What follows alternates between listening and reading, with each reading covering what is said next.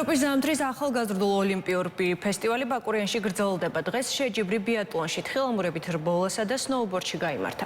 ქართველმა სპორტსმენებმა ფესტივალზე გამოსვლა უკვე დაასრულეს. ზამთრის ახალგაზრდული ფესტივალი საქართველოს 3 ქალაქში, ბაკურიანში, თბილისსა და ბათუმში მიმდინარეობს.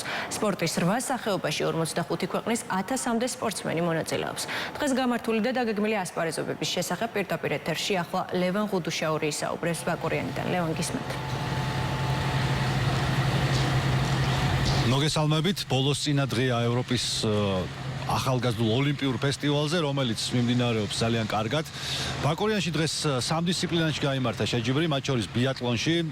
ბიატლონის ტრასა მოგეხსენებათ, რომ ახალი გაკეთებულია ბაკურიანში და დარწმუნებული ვარ, რომ შემდეგ წლებში ქართველი სპორტსმენებიც მოახერხებენ გაცილებით უფრო უკეთესი შედეგების ჩვენებას, ვიდრე ეს ამ ახალგაზრდულ ოლიმპიურ ფესტივალზე მოხდა. რაც შეეხება სნოუბორდის big airs, ეს ერთ-ერთი ყველაზე ექსტრემალური და სანახაობრივი დისციპლინა იყო ალბათ ამ ტურნირზე და მართლა შესანიშნავი სანახაობა შემოგთავაზებს სპორტსმენებმა. რაც შეეხება ქართველ მონაწილეებს, მათ დაასრულეს, როგორც თქვით, უკვე გამოსვლა ახალგაზრდულ ოლიმპიადაზე, არა და დღეს პარალელურ სლალომში, გუნდურ შეჯიბრში იყო დაგეგმილი საქართველოს ნაკრების მონაწილეობა, მაგრამ ერთ-ერთი მონაწილის ტრავმის გამო ჩვენი გუნდი მოიხსნა ამ შეჯიბრიდან. რაც შეეხება ტურნირის ორგანიზებას, ჩვენ ამის შესახებ გავესაუბრეთ საქართველოს ოლიმპიური კომიტეტის პრეზიდენტს ბატონ ლერი ხაბელოვს, მან შეაფასა ტურნირის მიმდინარეობა და ისაუბრა ასევე იმ პერსპექტივის შესახებ, რომელიც ობიექტების დარჩენის შემდეგ შეექმნებათ ქართულ სპორტსმენებს. მედალია იყო ნინგამ, მიულოცა ფედერაციას, საზოგადოებას მიულოცა, ვინც თვალყურს ადენებდა, ვინც გულშემატკივრებდა ჩვენ სპორტსმენებს. ძალიან მნიშვნელოვანი იყო ეს წარმატება ჩვენთვის.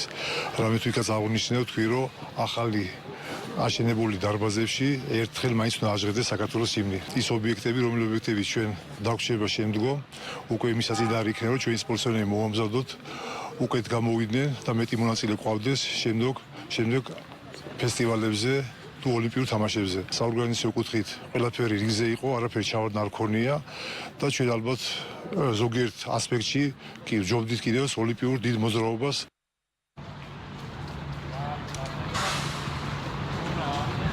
რაც შეეხება დღევანდელ საშიჯიბრო დღეს ყველა დისციპლინა ბაკურიანში დასრულებულია.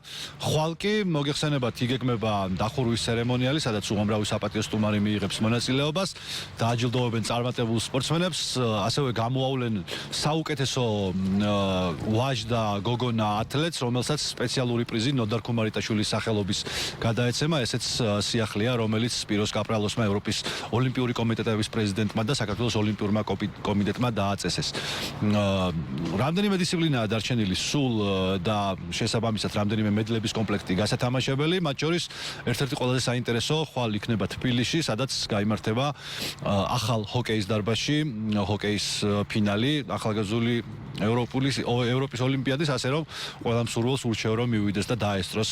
მართლაც შესანიშნავი სანახაობაა, პირდაპირ ცოცხლად ყურება ჰოკეის, ვისი ბედნიერება ჩვენ დიდი ხნის განმავლობაში არ ქონდა. მოკლედ ველოდებით ხვალინდელ დღეს, როდესაც ბაკურიანში გაიმართება დახურვის ოფიციალური ცერემონიალი.